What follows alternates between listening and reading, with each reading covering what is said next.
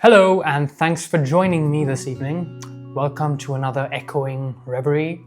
And I hope that if this video is right for you, or something you might derive some insights from, that it somehow finds its way to you. Because I believe what I'll cover today is one of the most important realizations that I've had, especially so in our current landscape, and especially so for ultra-ambitious people.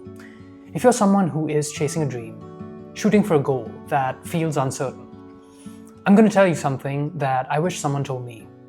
Because there's a period in every uncertain pursuit when sacrifice and failure look almost exactly the same. And if you're living through it right now, what you end up doing next could define the rest of your life. There's a version of you that you probably thought you would be by now. More self-assured, more secure, more respected, maybe richer, maybe married, maybe finally doing the thing you once just assumed that you would do. And perhaps one of the hardest things about getting older is not that life becomes worse. It's that the distance between who you are and who you thought you would be by a certain point becomes harder to ignore. You see, when you were a kid or a teenager, potential felt like an identity. You were going to do something important because you were a prodigy. You were going to build something, become someone. You could see the life so clearly that it almost felt inevitable. But then the years began passing, and the future that once felt limitless started acquiring deadlines. At 20, struggling means you're beginning. At 30, struggling can feel like you're behind.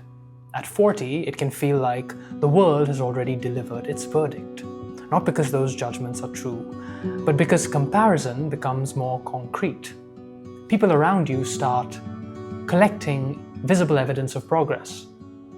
The promotions, the house, the wedding, the growing family, the title beneath their name.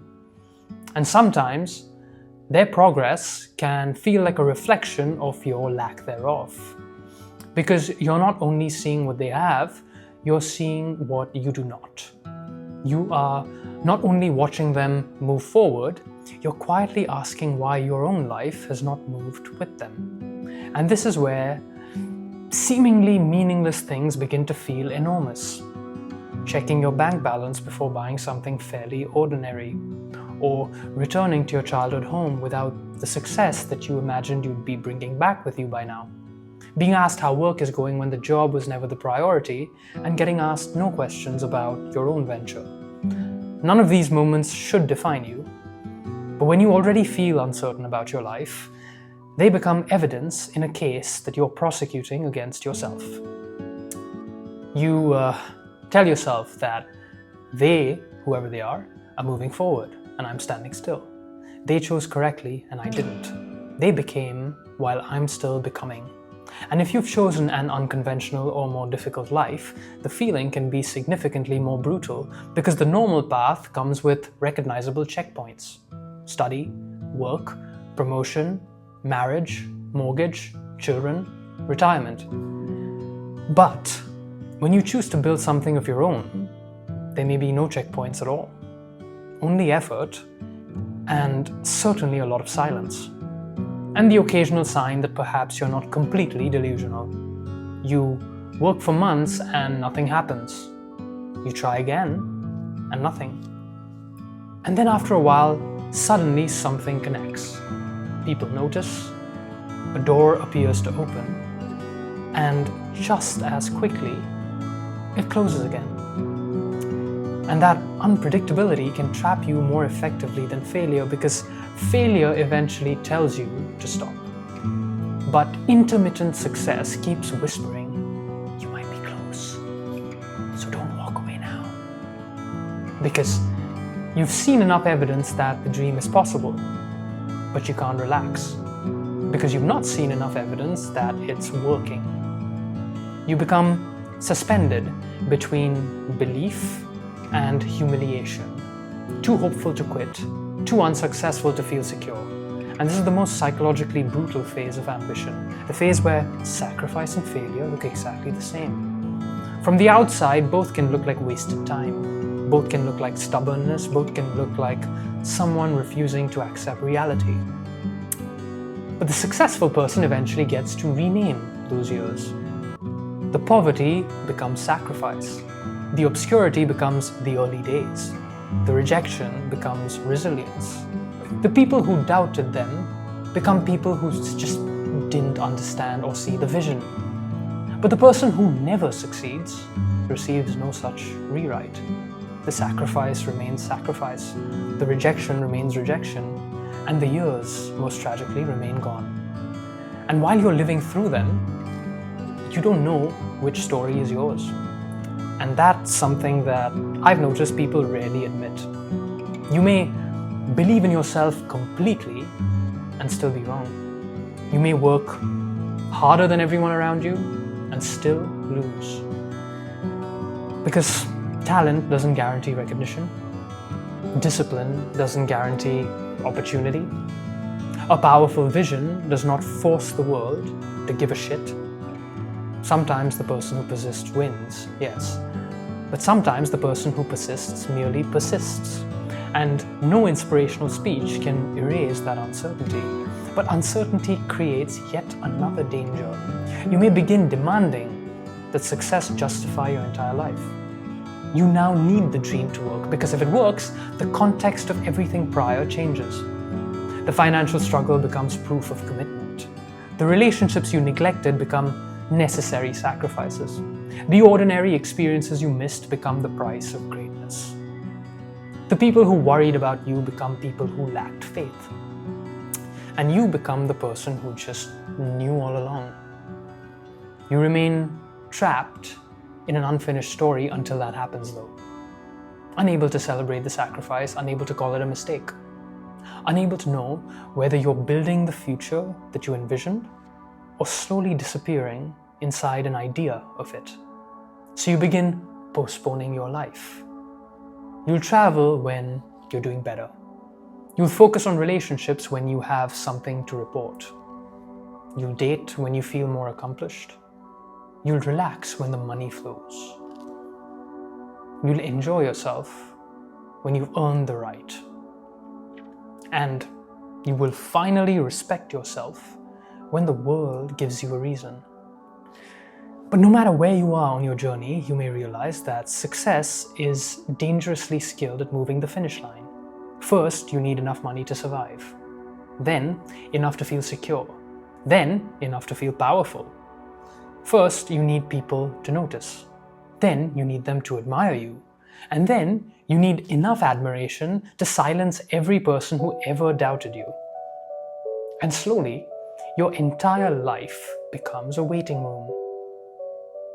But not a waiting room for opportunity. A waiting room for permission. Permission to feel proud. Permission to be seen. Permission to believe that you matter.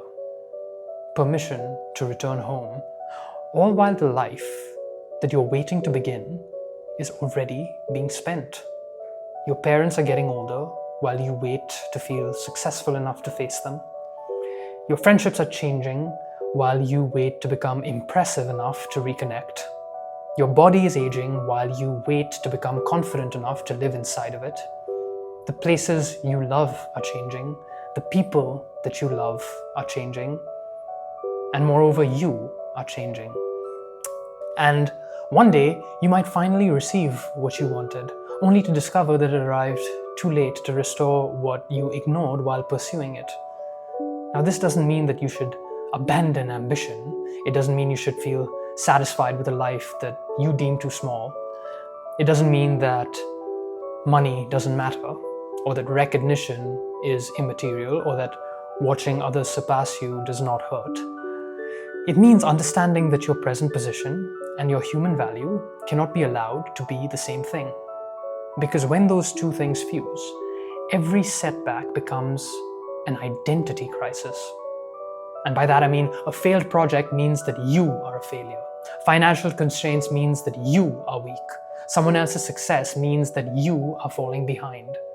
A good month perhaps means that you're exceptional, and a bad month means that you never will.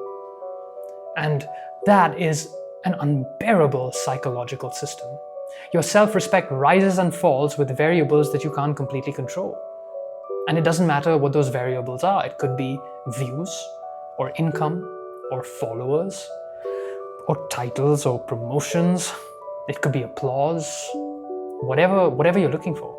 You hand the world a lever attached directly to your sense of worth, and then wonder why you feel unstable all the time. Ambition asks you to believe in a future that no one else sees, but maturity asks something more difficult. It asks you to pursue a future without using it as an excuse to hate your present self. It asks you to build aggressively without treating every setback as an insult. It asks you to accept that you may be extraordinary without requiring every ordinary moment to confirm it. And perhaps most painfully, it asks you to admit that the dream may need to change. Not necessarily the destination, but the vehicle. There's a difference between persistence and paralysis. Persistence observes and listens to reality.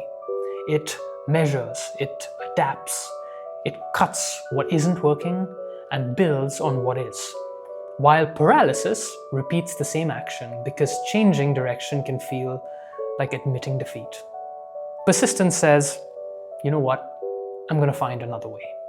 While paralysis says, this is the exact path that must work, or everything I sacrificed was meaningless. But the years you spent pursuing something don't become meaningful only if you receive the outcome that you wanted. They become meaningful if they transformed your ability to see, to create, endure, choose, and to begin again. The goal is not to protect yourself from failure by wanting less. The goal is to become someone whose entire identity cannot be destroyed by one outcome. Someone capable of saying, you know what, I still want it. I'm still coming for it. I'm still willing to work harder than most people will ever understand, but I'm not going to withhold my entire life from myself until that day arrives. Because there's a tragedy worse than failing to become the person you imagined. There is. And it's becoming that person only to realize that you abandoned everyone that you were along the way. So that's to say, pursue the extraordinary, risk embarrassment, build what no one currently understands, refuse the life that feels wrong for you. Totally. But don't spend every year, month, day, hour, minute before success treating yourself like a failed version of someone who's not arrived yet. You're not standing outside your life, waiting to be allowed inside. This is it. These uncertain years, these unfinished rooms, these ordinary humiliations, these moments where you have no proof, but still continue anyway. This is not the life before your life, this is your life. And whether the dream eventually vindicates you or not, you don't get these years back. And one final note, to diminish the risk of misinterpretation of what I've just said. If there is still something inside you that refuses to let your dream die, then get up, adapt, become better, find another way, and keep fucking going. Because until the world proves that you cannot do it, you have absolutely no obligation to stop trying. I'll see you in the next one.